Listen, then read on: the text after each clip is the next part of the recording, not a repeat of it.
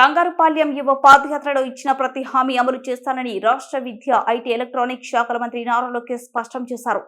యువగళం 100 కిలోమీటర్లు పూర్తయిన సందర్భంగా ఇచ్చిన తొలి హామీ మేరకు గ్రామ ప్రజలు ఆనందించాలని నడుమ బంగారుపాళ్యంలో కిడ్నీ డయాలసిస్ సెంటర్ ను మంత్రి లోకేష్ శుక్రవారం ప్రారంభించారు.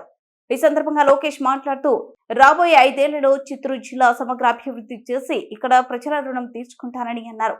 యువగళం పాదయాత్ర సందర్భంగా జిల్లా ప్రజలు తనపై చూపిన అభిమానాన్ని జీవితంలో మరవలేని అన్నారు. గత ఏడాది జనవరి 27వ తేదీన కుప్పం వరదరాజస్వామి పాదాల చెంత నుంచి నేను ప్రారంభించిన యువగళం పాదయాత్ర రాష్ట్ర రాజకీయాల్లో చరిత్ర సృష్టించిన విషయం మీ అందరికీ తెలుసు.